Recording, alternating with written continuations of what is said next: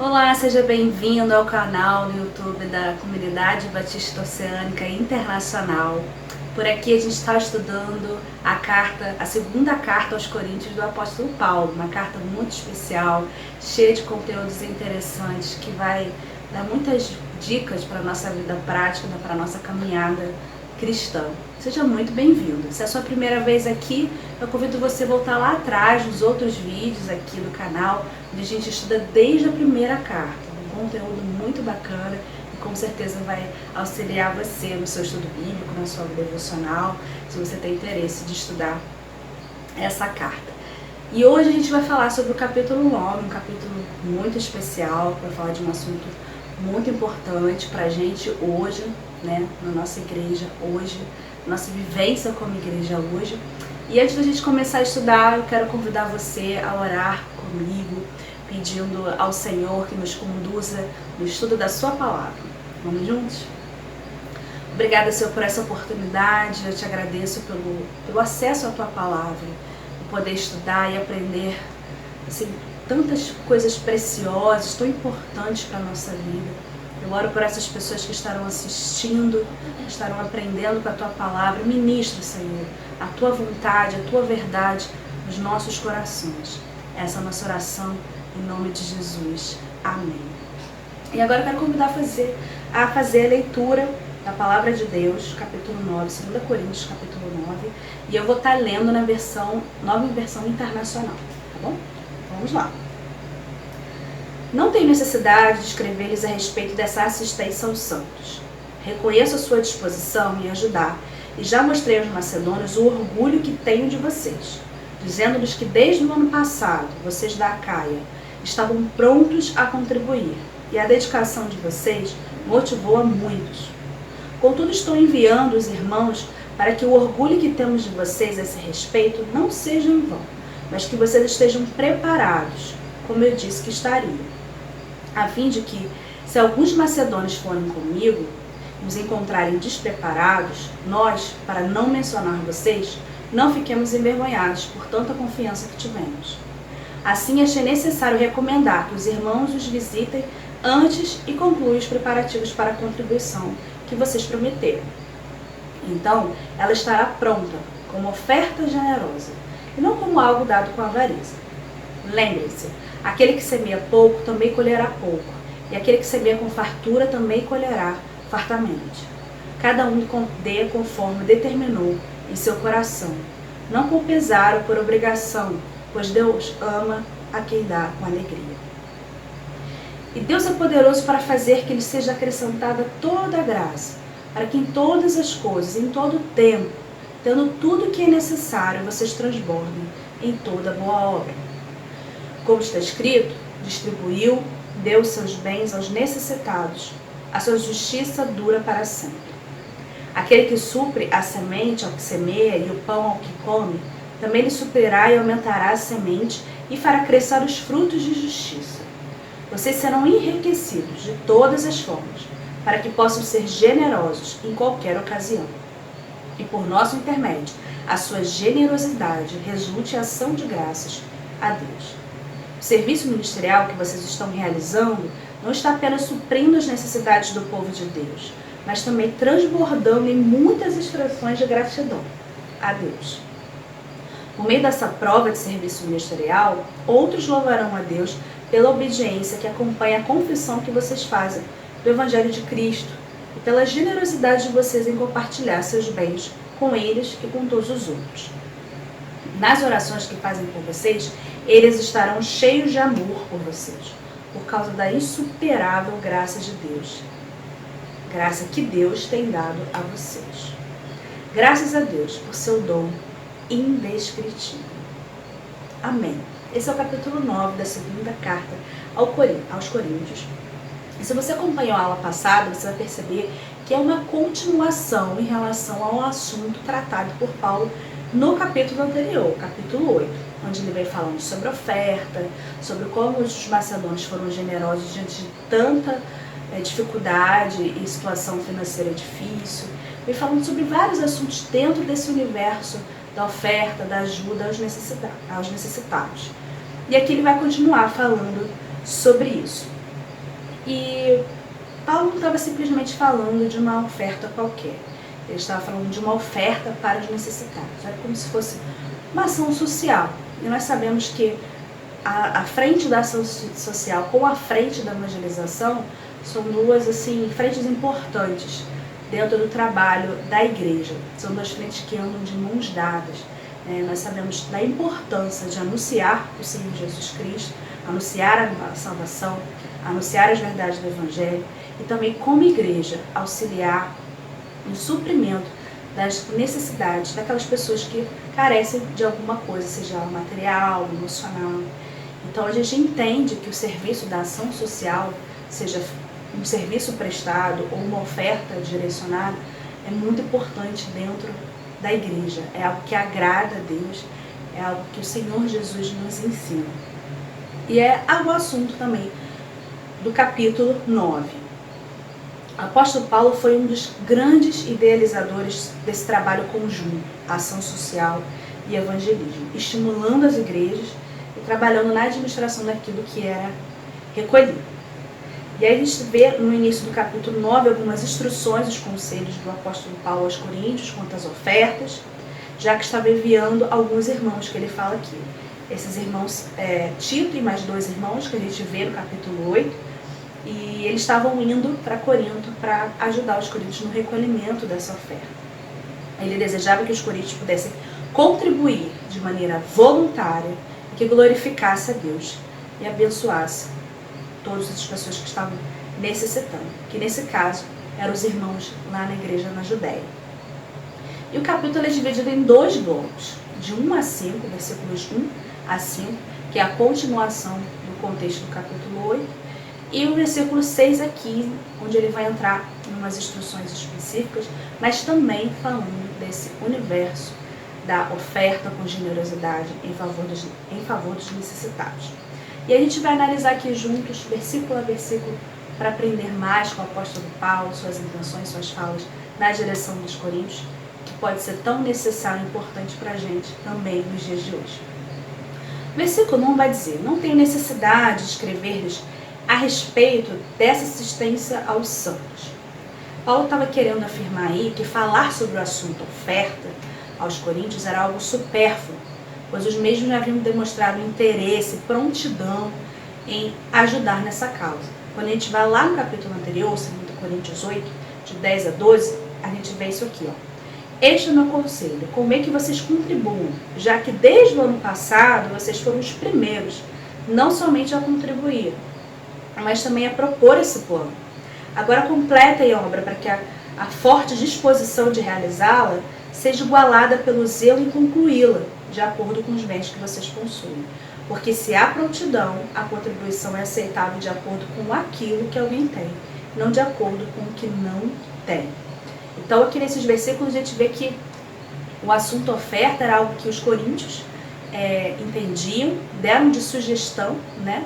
E que eles já pensavam há muito tempo. Então Paulo só veio reforçar que sobre esse assunto nem tem nem necessidade de escrever, porque era algo que vinha do coração dos irmãos em Corinto.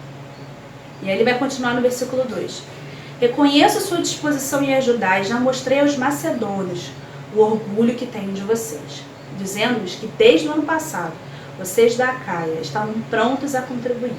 E a dedicação de vocês motivou a muitos. Então esse versículo vem reafirmar o que foi dito no versículo 1. Então Paulo reconhece e dá testemunho aos macedônios sobre a generosidade dos coríntios. Enfatiza o tempo de preparo. Eles já vinham pensando e se preparando isso há 1 ano, mostrando que estavam organizados para ofertar, e não foi algo apressado sem preparo. E registra o efeito que isso causou, porque trouxe motivação a muitos. Então ele estava enfatizando que os coríntios eram um exemplo nessa questão de oferta, que ajudou, se preparou, teve a iniciativa e estava servindo de exemplo a muitos irmãos. Então por isso era supérfluo falar sobre o assunto oferta com os coríntios. E aí no versículo 3, né, ele vem dizer por que realmente então ele estava entrando naquele assunto com os coríntios.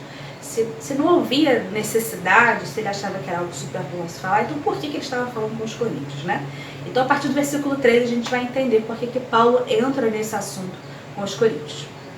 Versículo 3 diz assim: contudo estou enviando os irmãos para que o orgulho que temos de vocês a esse respeito não seja em vão, mas que vocês estejam preparados, como eu disse que estariam.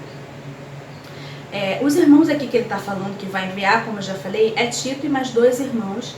A gente vê no capítulo 8, ali, a partir do versículo 16, se eu não me engano, Paulo começa a falar que vai enviar Tito e mais 2 irmãos, que não são citados os nomes, mas que eram irmãos preparados para aquilo, eram irmãos da confiança da igreja e do apóstolo Paulo também, que iriam com Tito ajudar os coríntios nessa missão de recolher as ofertas, né? E apesar de ser supérfluo falar de ofertas com os coríntios, Paulo escreve sobre esse assunto porque encontrou uma necessidade. O apóstolo deseja que os coríntios se preparem para dar a oferta de forma organizada, de forma voluntária. E, para tanto, Paulo demonstra a confiança que tem nos coríntios em relação a esse tipo de ação.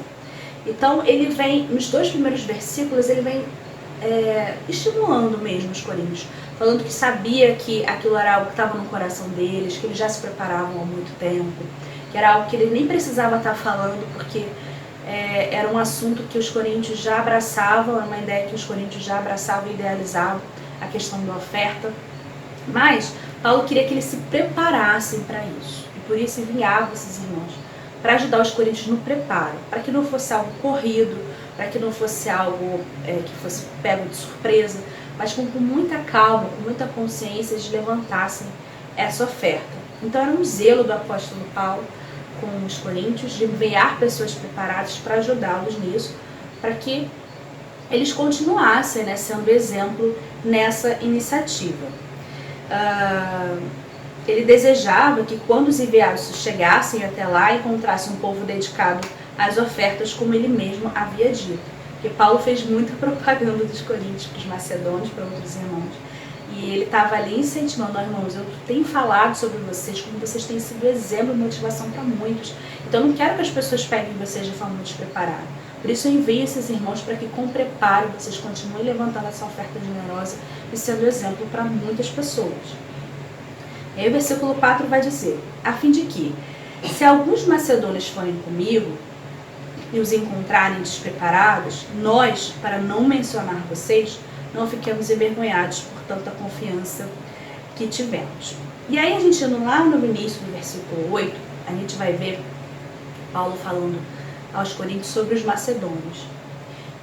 Como eles tinham muitas dificuldades, muita tribulação, muita pobreza financeira também, mas que isso não foi impedimento para que eles levantassem uma oferta generosa, para que eles fossem generosos e procurassem também ajudar aos necessitados. E como eu falei, mesmo diante de tanta tribulação e pobreza, eles encontraram meios para ofertar.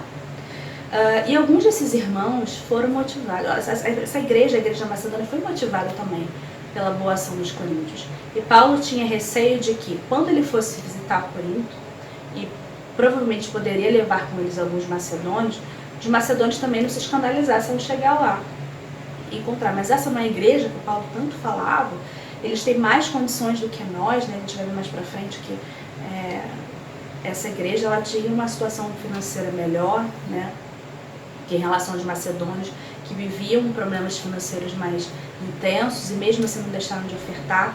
Então ele não queria que os macedônios chegassem lá com eles e encontrassem uma igreja que não tinha nada a ver com aquilo que Paulo tinha falado, né? Eles não queriam que eles passassem essa vergonha e que o apóstolo Paulo também passasse essa vergonha, de tanto que ele falou bem e que no final não foi nada disso, né? Alguns deles poderiam ir com Paulo, como eu falei, né, alguns irmãos macedônios, até Corinto para visitar a igreja, e de fato foram. Quando a gente olha lá em Atos 20, 2 a 6, a gente vê um grupo de pessoas que foram com o apóstolo Paulo na sua viagem, né, também a Corinto, e dentro desses irmãos tem 3 macedônios da igreja de Tessalônica, que é o Sópatro de Bereia, Aristarco e Secundo. Foram os macedônios que foram com o apóstolo Paulo.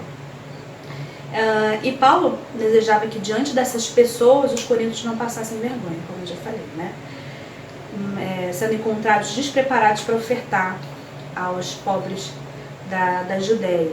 que ele mesmo não passasse a vergonha por ter testemunhado algo que não foi comprovado. Então a gente entende aí que mais do que palavras, a gente precisa ter ações, né? São as nossas ações que determinam aquilo que nós somos, aquilo que nós cremos. Então não basta ter só boas intenções, não basta a gente ficar só em promessas, nós temos que ser efetivos nas nossas ações, principalmente na direção do próximo, que diz respeito à ajuda, auxílio, né? Então, de fato, Paulo queria que eles vivessem dessa forma, sendo na prática aquilo que ele falava sobre os coríntios. E para terminar esse primeiro bloco, né, de versículos, o versículo 5 diz: assim achei necessário recomendar que os irmãos os visitem antes e concluam os preparativos para a contribuição que vocês prometeram. Então ela estará pronta com uma oferta generosa e não como algo dado com avareza. Então, para evitar qualquer tipo de humilhação, Paulo julgou conveniente enviar Tito e outros 2 irmãos para ajudar os coríntios na preparação dessa oferta. Então Paulo desejava que não fosse algo corrido, algo não pensado, algo não proposto no coração, né? Algo só para agradar ao apóstolo Paulo, mas que eles tivessem consciência daquilo que eles estavam ofertando, para que eles estavam ofertando, com carinho, com tempo, né? Que fosse algo com zelo, e como ele vai falar aqui, uma oferta generosa e não algo dado por avareza. Então, para evitar qualquer tipo de humilhação, né, Paulo julgou interessante enviar esses irmãos, Tito e outros irmãos, para ajudar os coríntios no recolhimento dessa oferta, né? E Paulo queria que eles fizessem isso de maneira calma, sem ser apressada, que eles avaliassem aquilo que eles estavam levantando, o porquê que eles estavam levantando, para que fosse algo generoso, como diz aqui a palavra, e não com avareza, só porque tinha que dar ou para agradar o apóstolo Paulo ou qualquer outra pessoa. Não, que eles fizessem isso com consciência, né? E algo que é aguardado poderia ser voluntário, mas algo extraído, forçado, assim, de última hora, não é interessante, né? Não ia ser algo do coração. Então o apóstolo Paulo tinha essa preocupação em relação aos coríntios.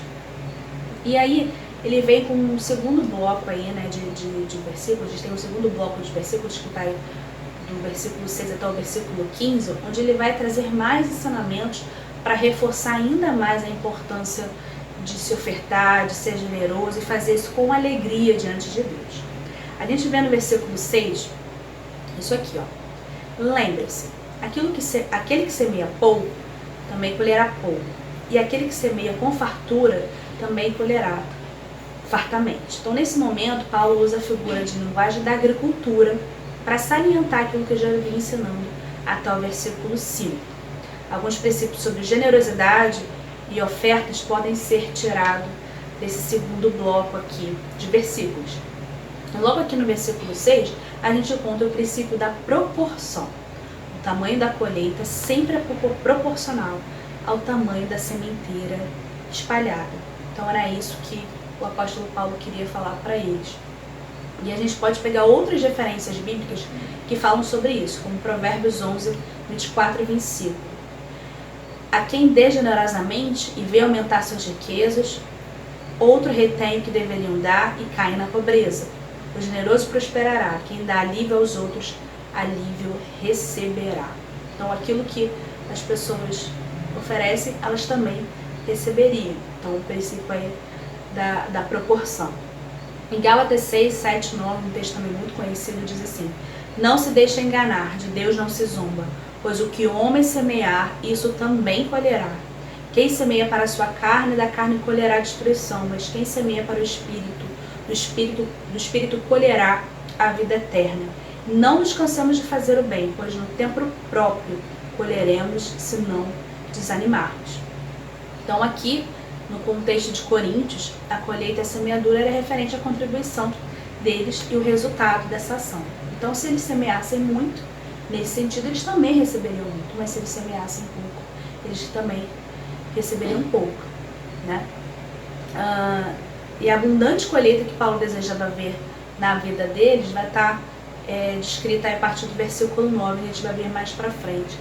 Paulo que desejava ver alguns resultados importantes na igreja de Corinto, mediante a generosidade deles. A gente vai ver isso mais pra frente. Mas antes a gente tem o versículo 7 e 8. O 7 diz assim: cada um dê conforme determinou o seu coração, não com pesar ou por obrigação, pois Deus ama quem dá com alegria. Paulo desejava que as ofertas fossem conforme cada um determinou no seu coração, né? Então a gente vê aí o princípio da motivação. Paulo queria que fosse algo consciente. Determine no seu coração, entenda no seu coração a importância dessa obra. Determine no seu coração aquilo que você pode dar, aquilo que você tem condições de dar para contribuir. Então ele queria que fosse algo pensado, elaborado por eles, sem força nem por obrigação, mas com uma consciência daquilo que se faz. Então o propósito era ajudar igrejas que passavam por necessidade na Judéia. E ajudar de forma forçada poderia prejudicar o propósito dessa oferta. Então ele queria que fosse já consciente, né, dos coríntios, e que alcançasse o objetivo desejado, que era ajudar aqueles irmãos e a motivar aqueles irmãos. E no final desse versículo a gente vê: pois Deus ama quem dá com alegria. Paulo está parafraseando a tradução de Provérbios 22:9, encontrada na Septuaginta, que é a Bíblia hebraica traduzida para o grego. E não dos textos hebraicos onde são baseadas as nossas traduções, né? Então se você for lá em Provérbios 22:9, não vai ter muita conexão com esse texto, porque vem da Septuaginta, perdão. Então ele faz ele parafraseia, né, esse versículo para reafirmar ainda que é do agrado de Deus que as pessoas deem com alegria, porque esse é o nosso Deus, ele também dá com alegria. Deus é aquele que dá e abençoa com alegria, tem prazer em nos abençoar. E a maior bênção de todas foi a vinda do Senhor Jesus Cristo. E ele deu o que ele tinha de melhor, né, lá no céu. Ele deu o seu próprio Filho. Então, assim, o Senhor já é exemplo para nós, né, de alguém que dá as coisas com alegria, com satisfação. Ele quer que da mesma forma a gente dê com alegria, a gente oferte com alegria, a gente ajude com alegria, a gente caminhe, aconselhe, a gente se doe com alegria na direção do nosso próximo. Então, é o desejo do coração. Deus ama quem dá com alegria. E eu trago aqui outros versículos também que falam sobre generosidade. Romanos 12:8 diz: se é dar ânimo, que assim faça. Se é contribuir, que contribua generosamente. Se é exercer liderança, que exerça com zelo. Se é mostrar misericórdia, que o faça com alegria. Tudo aquilo que a gente pode fazer na direção do próximo, que a gente faça com muita excelência. Em Mateus 5:48 diz: portanto sejam perfeitos como perfeito é o Pai Celestial de vocês. Esse é o desejo. Deus ama quem dá com alegria, porque Ele vê refletido em nós, quando nós damos com alegria, o seu próprio caráter de amor, né, de generosidade. Isso é maravilhoso, né? Quando Deus olha em nós, enxerga as suas características perfeitas em nós, né? Vê em nós a sua generosidade, o seu amor, que Ele nos amou primeiro, né? Isso a gente tem capacidade de amar, de acolher, é porque nós temos esse exemplo do próprio Senhor nas nossas vidas. Versículo 8 vai dizer: e Deus é poderoso para fazer que lhe seja acrescentada toda a graça, para que em todas as coisas, em todo o tempo, tendo tudo o que é necessário, vocês transbordem em toda a boa obra. Ao longo desse verso, o conceito todo vai aparecer 5 vezes. É uma paronomásia, repetição de palavras de mesma raiz e sons parecidos, que expressam aí, no caso, né, o prazer de Deus em abençoar o seu povo para que seja abundante em boas obras. Então, Deus quer acrescentar toda a graça para em todas as coisas, em todo o tempo, em tudo que é necessário, a gente transborde na vida das pessoas. Ele tem prazer de nos abençoar e ver-nos como canais de bênção na vida de muitas outras pessoas. E aí no início do verso a gente vai ver que Deus pode nos abundar em toda a graça.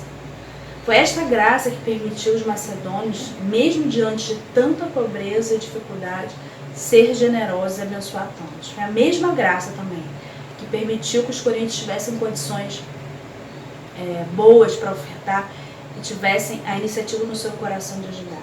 E esta mesma graça que nos capacita em todo o tempo para abundar na vida das pessoas. Essa mesma graça nos alcança no dia de hoje. Às vezes a gente tem que ter tanto ajudar, às vezes a gente acha, não tenho o suficiente, eu não sei fazer nada. Mas se a gente se colocar na dependência de Deus, deixar a graça de Deus abundar na nossa vida, a gente sempre vai ter oportunidade, porque aqui a palavra fala que Ele vai dar tudo, em todo o tempo, de todas as formas, para que em todo momento a gente possa ser capaz de transbordar na vida das pessoas. A gente vai ver aí na versão Almeida Revista e Atualizada, que temos o versículo com a seguinte tradução: Deus pode fazer-vos abundar em toda graça, a fim de que, tendo sempre em tudo ampla suficiência, superabundeis em toda obra. E eu destaco a palavra suficiência, que é a tradução da palavra autarqueia. Esta palavra tem recebido muitas conotações desde a época de Sócrates. E a gente vai entender um pouquinho disso agora. Para a filosofia cínica e estoica, a palavra caracteriza autossuficiente. Para Sêneca, estoico contemporâneo de Paulo, a palavra significa a independência das circunstâncias exteriores e das pessoas, o que representa a verdadeira felicidade. Então, de acordo com a filosofia cínica estoica, para Sêneca, no caso, o estoico da época de Paulo, essa palavra significa independência. Né? Eu não dependo das circunstâncias nem das pessoas para nada. Isso é a verdadeira felicidade no conceito dessas filosofias. Para Paulo já vai ter uma outra conotação. Ele acredita que a palavra descrevia não a autossuficiência humana, mas a suficiência proveniente da graça de Deus. É pela graça que alcançamos a suficiência em todas as áreas da nossa vida para transbordar na vida dos outros. É esse tipo de suficiência. Tudo aquilo que for necessário, Deus dará suprimento para cada um de nós. Então a gente não precisa se preocupar. Sempre que for necessário abençoar alguém, se a gente estiver com o coração aberto para isso, Deus há de suprir as nossas necessidades e nos dá capacidade de abundar na vida das pessoas. E aí o versículo 9 vai dizer: como está escrito, distribuiu, deu seus bens aos necessitados, a sua justiça dura para sempre. Então, para reforçar o que ele acabou de falar no versículo 8, Paulo cita o Salmo 112, 9. O Salmo 112, 9 diz assim: reparte generosamente com os pobres, a sua justiça dura para sempre, o seu poder será exaltado em honra. Então, antes de você ler o Salmo todo, o Salmo 112, você vai ver ali sobre a pessoa que teme ao Senhor e guarda os seus mandamentos. Como essa pessoa é feliz e abençoada, inclusive de uma maneira material. Essa pessoa também tem uma prosperidade material. E com generosidade abençoa os outros. Então Paulo usa essa pessoa do Salmo 112, nessa figura, como uma pessoa temente a Deus. Ele usa como um exemplo de alguém que abunda em obras. Então, você quer ser um abundante de obras? Leia a palavra de Deus, tema Ele, guarde os seus mandamentos, busca o Senhor, que Ele te dará capacidade de ser tudo aquilo que você precisa para abundar na vida de pessoas. Versículo 10. Aquele que supra a semente ao que semeia e o pão ao que come, também lhes suprirá e aumentará a semente e fará crescer os frutos da sua justiça. Então Paulo aí continua orientando aos coríntios com a palavra de Deus, agora usando Isaías 55, 10, mas da versão da Septuaginta, tá bom? Ele cita ali praticamente palavra por palavra, explica que Deus é aquele que, além de dar a semente, também faz multiplicar essa semente, aumentando a colheita. Então, quando os coríntios ofertam, lançam a semente, Deus estará aumentando o resultado dessa obra, os frutos da justiça, como diz ali o versículo. Deus tem poder de fazer do seu pouquinho, da sua oferta, algo grande que vai abençoar ali tantas vidas.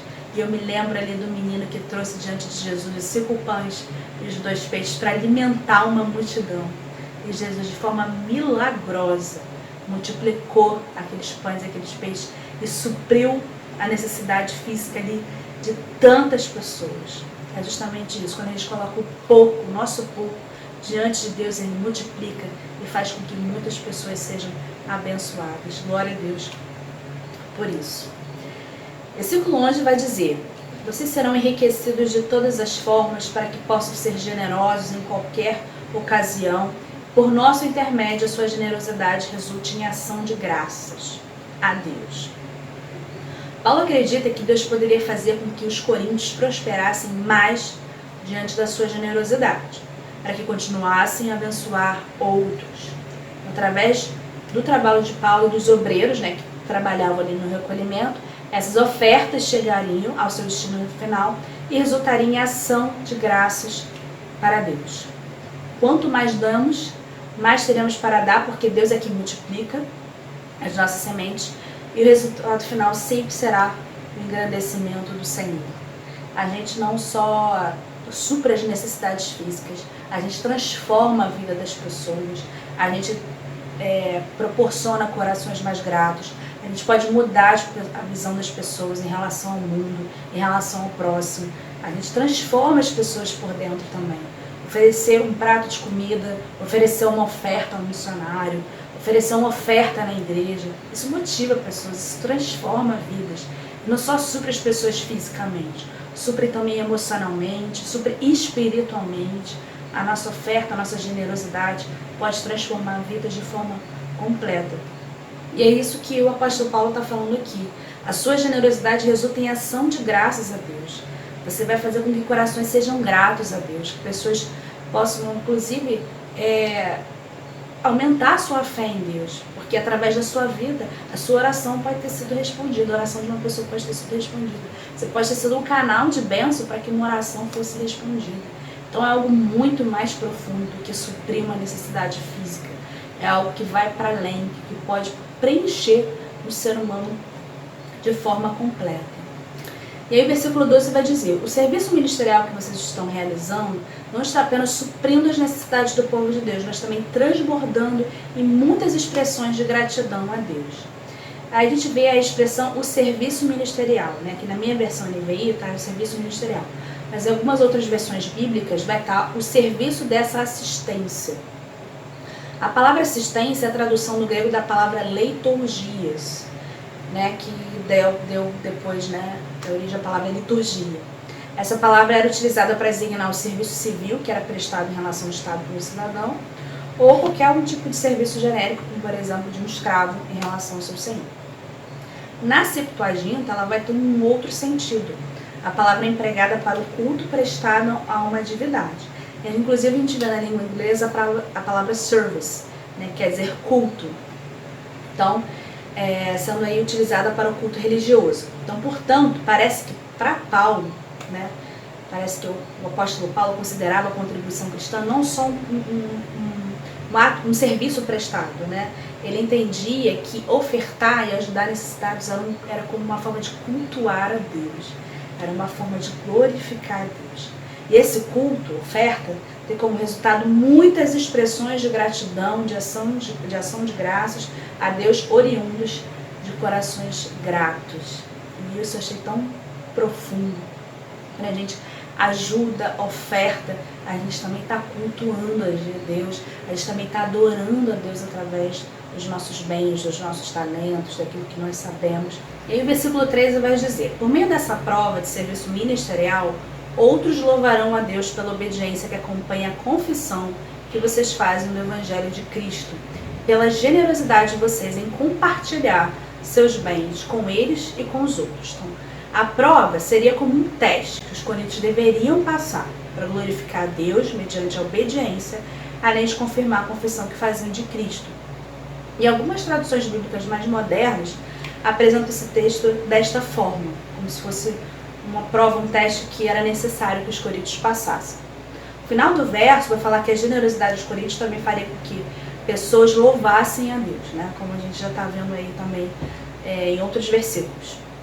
Os crentes glorificam a Deus através da sua generosidade, através da entrega desses bens estes que seriam para eles, e eles aqui seriam os crentes da Judéia, que são as pessoas em necessidade, que estão aqui em questão, e para todos, que é possivelmente uma forma genérica de Paulo escrever, se referindo a qualquer pessoa que futuramente necessitasse daquela oferta.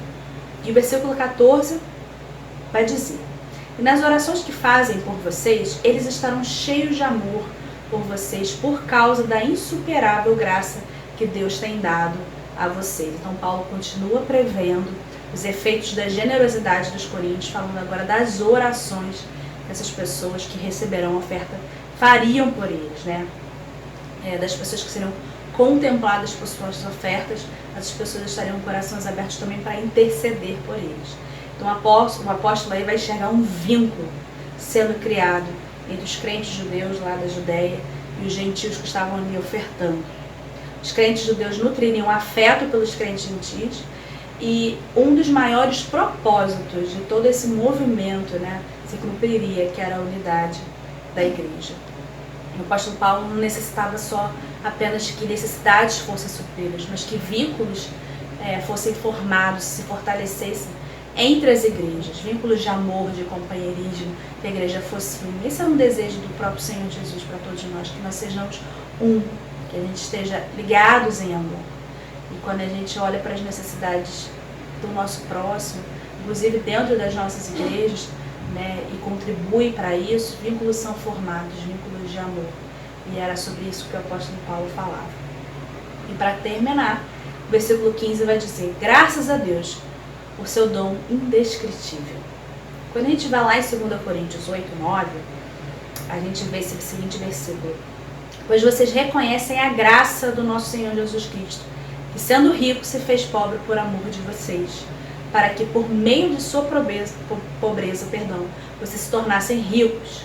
Então a gente vê nesse versículo que temos que a graça de Cristo é revelada pelo fato dele ter sido rico e dele sendo rico, se tornar pobre por amor de cada um de nós.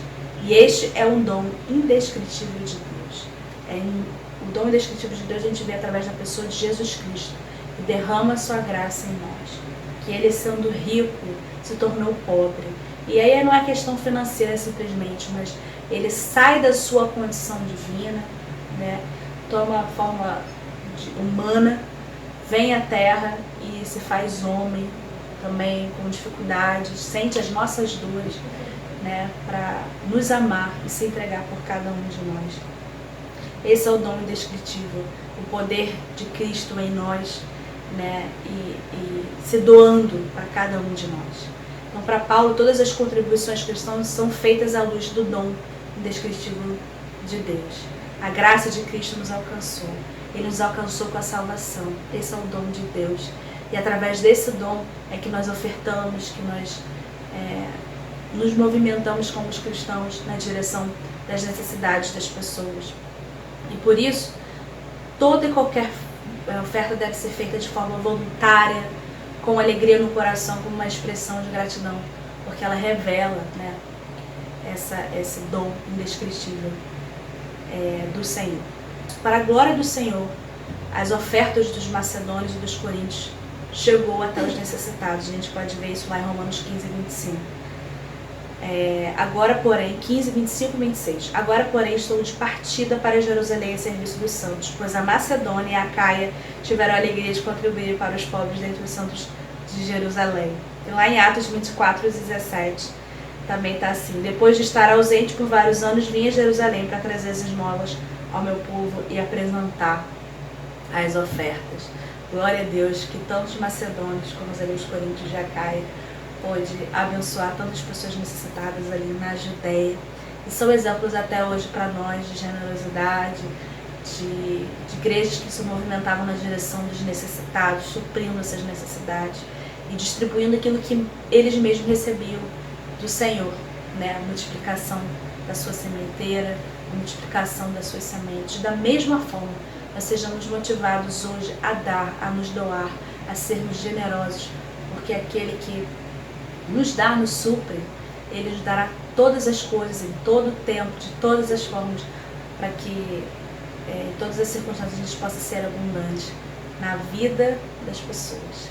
Eu espero que essa palavra tenha contribuído para o seu crescimento, tenha transformado um pouquinho mais a sua vida. Se você tiver alguma dúvida, pode deixar aqui nos comentários, também pode deixar sua curtida, seu like, pode compartilhar também com quem desejar. E a gente se vê na próxima aula, se Deus quiser. Até lá!